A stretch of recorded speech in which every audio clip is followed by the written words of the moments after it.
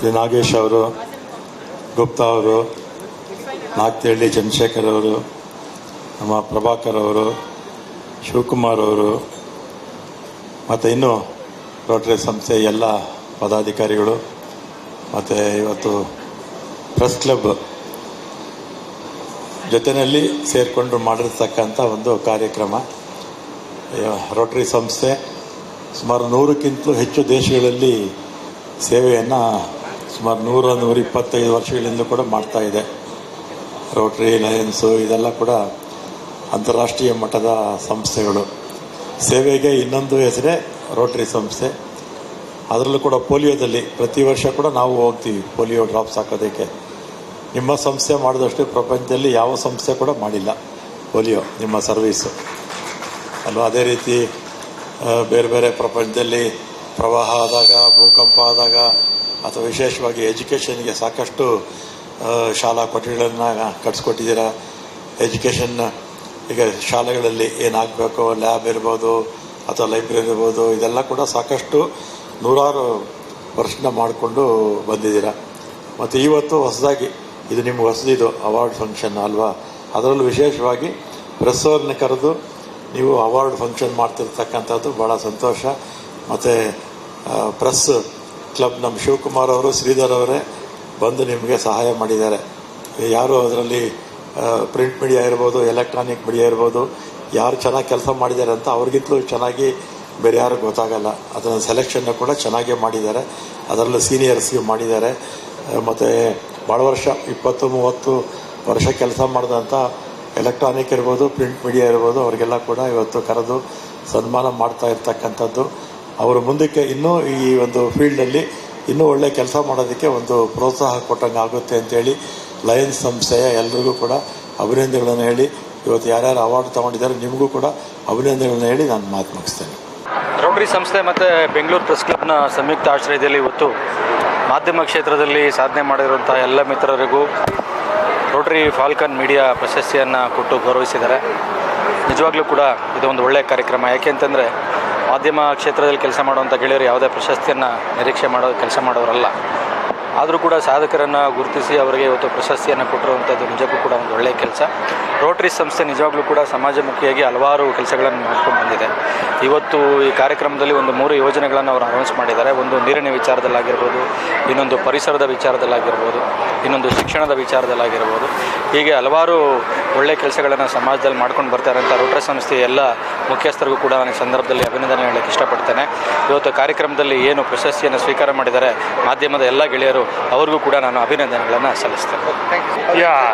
So today we celebrated here today the Media Falcon Award, Rotary Media Falcon Award, and we invited, after scrutiny of lot of nominations, about 25 awardees in various fields of media. We feel that Rotary can do a great community service and reach few people. However, without media we cannot reach the masses, and that is the reason that we are here today, to celebrate and to give awards to the media people, because the media and Rotary goes together to go to the masses and reach the community, so that we can reach more and more needy people and do good to the community, good to the society, and that is the objective of today's evening. Thank you. My name is Anil Gupta. I am the district governor for the district 3191 for the year 26-27. Thank you. Hi, I am Rotarian Himanshu Gupta from Rotary District 3191. It has been a pleasure and honor to be the event chair for this event for the Rotary Falcon Media Awards, and I am extremely satisfied right now with the successful event which we just conducted, wherein we have awarded 27 people from the media on behalf of Rotary and Plus Club Bangalore. Thank you to everyone for attending this. Thank you. Usually ನಮ್ಮ press ಕ್ಲಬ್ನಿಂದ ಪ್ರತಿ ವರ್ಷವೂ ಕೂಡ ನಮ್ಮ ಉದ್ಯಮದಲ್ಲಿ, ಪತ್ರಿಕೋದ್ಯಮದಲ್ಲಿ ಸಾಧನೆ ಮಾಡಿರುವಂತಹ ಹಲವಾರು ಮಂದಿಯನ್ನು ಗುರುತಿಸಿ ಅವರನ್ನು ಸನ್ಮಾನಿಸುವಂಥದ್ದು ನಮ್ಮ ಒಂದು ಸಂಪ್ರದಾಯ. ಅದೇ ರೀತಿಯಲ್ಲಿ ಈ ಬಾರಿ ರೋಟರಿ ಸಂಸ್ಥೆಯವರು ಕೂಡ ನಮ್ಮ ಒಂದು ಜೊತೆ ಸೇರಿಕೊಂಡು ನಮ್ಮ ಟೆಲಿವಿಷನ್ ಮೀಡಿಯಾ ಇರ್ಬೋದು ಮತ್ತು ನಮ್ಮ ಪ್ರಿಂಟ್ ಮೀಡಿಯಾ ಇರ್ಬೋದು, ಈ ಎರಡೂ ಒಂದು ಪ್ಲ್ಯಾಟ್ಫಾರ್ಮ್ನಲ್ಲಿ ಕೆಲಸ ಮಾಡ್ತಾ ಇರುವಂತಹ, ಹಲವಾರು ವರ್ಷಗಳಿಂದ ಕೆಲಸ ಮಾಡ್ತಾ ಇರುವಂತಹ ನಮ್ಮ ಹಲವಾರು ಸ್ನೇಹಿತರುಗಳು, ಹಿರಿಯರಿದ್ದಾರೆ, ಕಿರಿಯರಿದ್ದಾರೆ. ಸಾಧನೆಗಳನ್ನ ಮಾಡಿದ್ದಾರೆ ಅಂಥವನ್ನೆಲ್ಲ ಐಡೆಂಟಿಫೈ ಮಾಡಿಕೊಂಡು ಅವರಿಗೆ ಈ ಒಂದು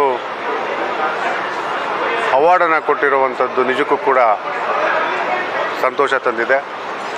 ಪ್ರೆಸ್ ಕ್ಲಬ್ನ ಒಂದು ಅಧ್ಯಕ್ಷನಾಗಿ ನಾನು ಈ ಹಿಂದೆನೂ ಕೂಡ ಹಲವಾರು ಅವಾರ್ಡ್ ಫಂಕ್ಷನ್ಸ್ಗಳನ್ನ ನಾವು ಮಾಡಿದ್ದೇವೆ. ಆದರೆ ಇದೊಂಥರ ವಿಶೇಷ ಅಂತ ಅನಿಸುತ್ತೆ. ಯಾಕೆಂದರೆ ನಮ್ಮವರನ್ನು ನಾವು ಗುರುತಿಸೋದು ಅನ್ನೋದಕ್ಕಿಂತ ನಮ್ಮ ಜನರನ್ನು ಹೊರಗಡೆ ಗುರುತಿಸೋವಂಥದ್ದು ಇದೆಯಲ್ಲ, ಆ ಹೊರಗಡೆ ಗುರುತಿಸೋವಂಥದ್ದು ಸಾಕಷ್ಟು ಖುಷಿಯನ್ನು ತರುವಂಥದ್ದು.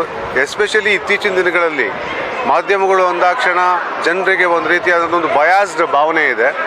ಆ ಬಯಾಸ್ಡ್ ಭಾವನೆಯಲ್ಲೂ ಕೂಡ ರೋಟರಿ ಸಂಸ್ಥೆಯಂತಹ ಒಂದು ಅಂತಾರಾಷ್ಟ್ರೀಯ ಸಂಸ್ಥೆ ನಮ್ಮ ಮಾಧ್ಯಮ ಕ್ಷೇತ್ರದ ಜನರನ್ನು ಗುರುತಿಸಿ ಅವರ ಒಂದು ವೇದಿಕೆಯಲ್ಲಿ ಒಂದು ಆನರ್ ಮಾಡೋದಿದೆಯಲ್ಲ, ಅದಕ್ಕಿಂತ ಒಂದು ಉತ್ತಮವಾದಂತಹ ಒಂದು ಕೆಲಸ ಇನ್ಯಾವುದಿಲ್ಲ ಅಂತ ನಾನಂತೂ ಭಾವಿಸ್ತೇನೆ.